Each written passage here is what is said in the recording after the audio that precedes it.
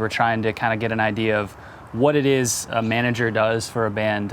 It's sort of something that a lot of people maybe have a cursory knowledge of, and you can maybe say, oh, they book my shows or they'll run my Facebook page, but we kind of wanted to dig in and really figure out what it is they're doing. My job is, the band has this talent and this art, and, it gets distilled into a record or a live show, whatever it is, but it's really about conveying what they want to convey as an artist and what they want to do with their careers. And so I really try to take that in and then filter it into the logical steps. Right. It's this is how we build this is how we execute it.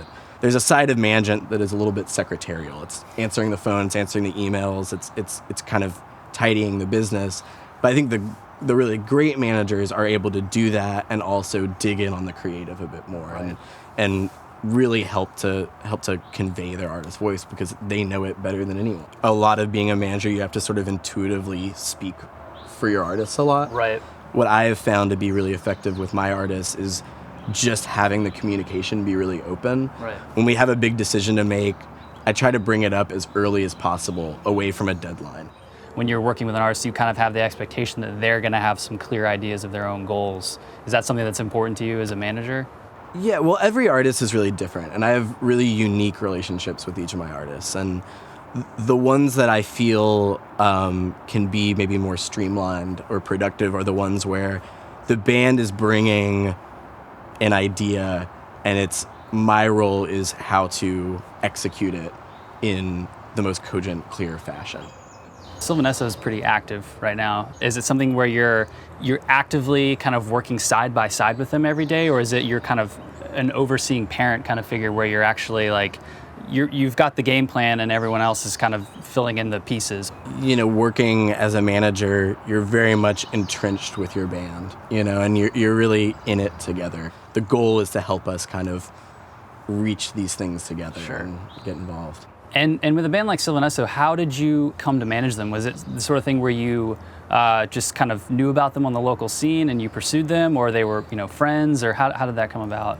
Yeah, everybody that I manage, I've had a very long personal relationship that usually precedes our professional relationship. For me, in looking at an artist that I want to work with, so much of it is the sweat, blood, and tears. And to do that with someone, you kind of have to pick someone that you want to fight that fight with. Right. So yeah, I've always been lucky to work with people I really care about as individuals and as artists and professionally. So after you kind of decided that Sylvan Esso was going to be a project you focused on, how did you approach, the branding of the band, and did you have to change a lot? Is there things that maybe you wish you had done differently at this point, or how does that work? Yeah, well, the great thing about Sylvan Esso is Nick and Amelia are artists who really get both the creative side and the business side. So I think that when we started working, we had many meetings on this porch, a lot of them, where we sat down and really talked about what we wanted to accomplish. And I think that the goal is where it starts, and then you kind of work backwards. The great thing about that band is that they're excellent live. Mm-hmm. And so that was kind of the first step, was to get them out on the road and get them in front of people.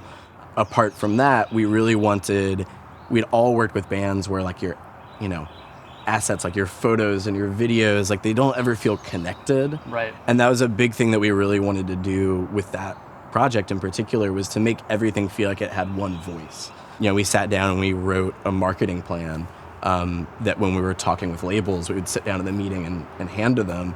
That was one thing that I think was effective for us early on, is that they saw, we know what we want to do. We want to know how we do it. And that can sometimes sidestep a lot of the things that come up that maybe don't feel very organic or comfortable. Right. So we really try to do the work on the front end